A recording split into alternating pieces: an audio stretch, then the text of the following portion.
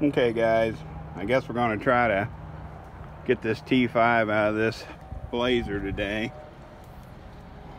Went and met a guy, got a pretty good deal on a pretty beefy Craftsman ATV.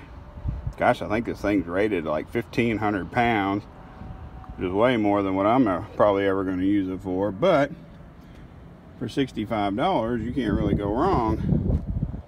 So the master plan in the internal workings of my mind is I can use that wider, I guess it would be like your mounting surface or your resting surface of the ATV / motorcycle jack, and that T5 transmission should just set right down in between those little risers. Maybe throw a little 1-inch ratchet strap around the whole assembly to give it a little more stability. I should be able to work that T5 in and out of those splines. For many of you guys who don't realize, I have to do all this stuff with a predominantly left hand. I have a right arm helper arm, so I'm always working or trying to find workarounds to help me do this kind of heavy lifting stuff, especially on my back, where yeah, pretty prone to hurting myself. So anyway, let's get this thing unloaded and start the process. Well guys, we did not get the transmission out, but we came damn close. Darn close there. Parental guidance on that one. Ended up getting down to one bolt that was holding the cross member in the car. It's literally a bolt coming from the top down to the bottom. The nuts off of it, all three of the other nuts and bolts are removed in the cross member. You can hammer that thing forward and back. I'm gonna have to air hammer that stupid bolt out, so stay tuned. Well, I'm on a TV timeout. I got the drive shaft out yesterday. I had one of the cross member bolts that were somehow, they had a 9/6 headed bolt that came down from above, had somehow threaded itself into the frame and wouldn't come out. So I spent almost an hour this morning getting this stupid bolt out so that I could get the cross member loose, and at this point I'm at a standstill, because even though the cross member is cut short, or I'm sorry, the exhaust was cut short previously for transmission cross member removal, because I'd have to show you when I get it out.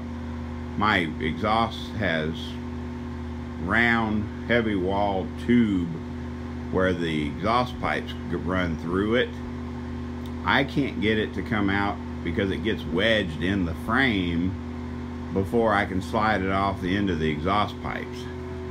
I know that's hard to visualize when I'm just sitting here, but I'm gonna crawl back under there and see what I can do, because I've got a cracked or hurt rib right now and it's absolutely killing me laying on this concrete, but I got to get this stupid transmission out, so hold on. Well, there it is in all of its glory. Sorry guys, I'm a little out of breath here from fighting this thing. That is the dual exhaust cross member from my 85 S10 Blazer. Apparently what I'm going to have to do is I'm going to have to trim as much material off of each end of that thing as I can to gain more clearance between the frame rails, to be able to turn it sideways or be able to slide it back, because underneath the car, right where this thing has to go, the frame has like a boxed in section, and you can't just pull it straight back down the frame rail like you think you should be able to, because it'll get wedged and it won't come off. It won't go back far enough to come off the exhaust pipes where they're cut. But I did finally get it off. Beat the crap out of it with a dead blow, and you know, maybe if my rib wasn't hurting so bad it wouldn't be so hard. So Now all I gotta do is get under there and get the ATV jack under the transmission, and it should just come right out. So hold that thought. Let me take a deep breath and get back under there. Okay, guys, we have a moral victory. Boy, this thing was a pain in the butt. For some reason, that Howe hydraulic throwout, internal slave, whatever you want to call it, was really stuck on the input shaft collar. I don't know if that's common. I don't know. I don't remember us having that much trouble pulling it out before. But you can also see where that, what looks like some wear on the input, or the pilot bushing portion of the input shaft. Looks like those roller bearings might not be all that happy, because there's some wear on that shaft. There was quite a bit of wetness up here by the input collar support, whatever you want to call it. So who knows? I just know something inside of this thing ain't happy, and at least it's finally out. So basically, you know, the ATV jack works great for cradling and balancing the transmission, but it's an absolute pain in the ass to try to work, because of the way it, when it comes up, it also moves towards the handle, so you're constantly fighting with repositioning the jack to try to get under there to be able to, you know, miss your exhaust pipes, miss your, you know, whatever that's around your transmission. And then you have to be very careful at how high, because even though this vehicle is not really that high off the ground, that ATV jack can't go high enough to properly get the transmission unless you just let the motor and transmission hang, which was a learning process, but it's finally out.